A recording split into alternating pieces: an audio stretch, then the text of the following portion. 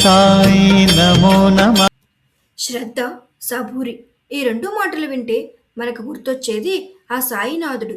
కానీ బాబా షిరిడీకి రాకముందు ఎక్కడ ఉండేవారో తెలుసా?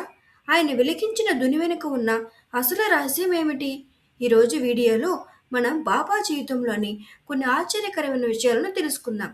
వీడియో చివరి వరకు చూడండి. ఎందుకంటే బాబా స్వయంగా చెప్పిన ఒక శక్తివంతమైన పరిహారం గురించి కూడా మనం మాట్లాడుకుందాం. 1854 సంవత్సరం మహారాష్ట్రలోని షిరిడి ఒక చిన్న గ్రామం. ఒకరోజు ఉదయం గ్రామస్తులు ఒక వింతను చూశారు. ఒక వేప చెట్టు కింద 16 ఏళ్ల వయసున్న ఒక బాలుడు నిశ్చలమైన ధ్యానంలో కూర్చుని ఉన్నాడు.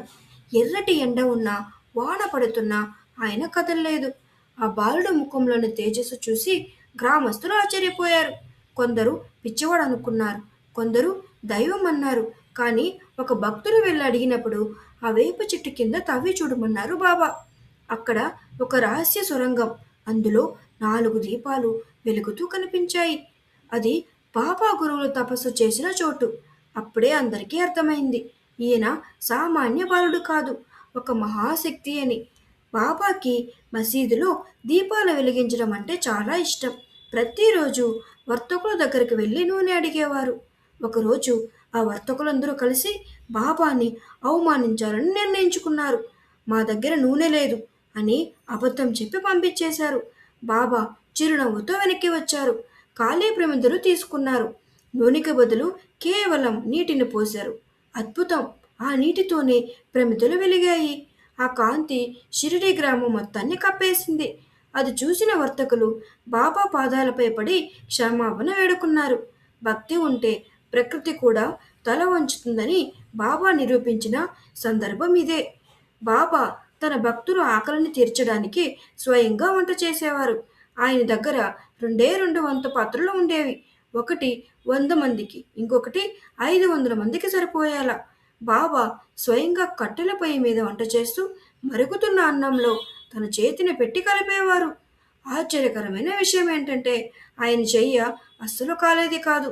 అంతకన్నా పెద్ద అద్భుతం, ఆ పాత్రలో ఎంత వడ్డించినా అన్నం అయిపోయేది కాదు.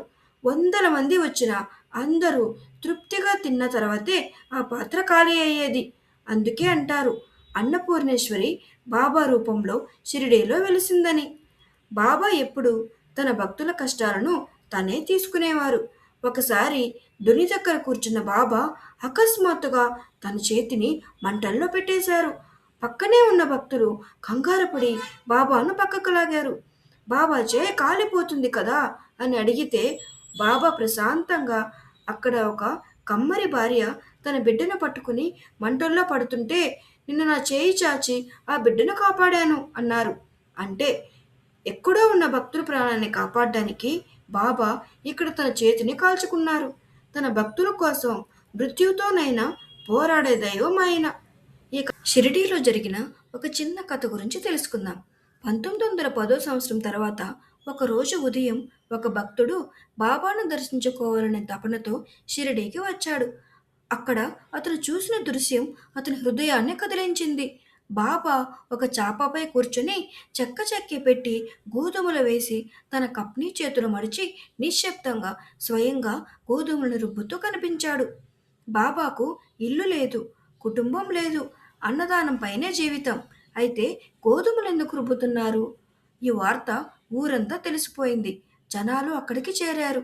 అందులో 4 మహిళలు భక్తితో ముందుకు వచ్చి బాబాను పక్కకు జరిపి రుబ్బడం మొదలుపెట్టారు. మొదట బాబాకు కోపం వచ్చిందేమో అనిపించింది. కానీ వారి భక్తిని చూసి మౌనంగా చిరునవ్వు చిందించారు.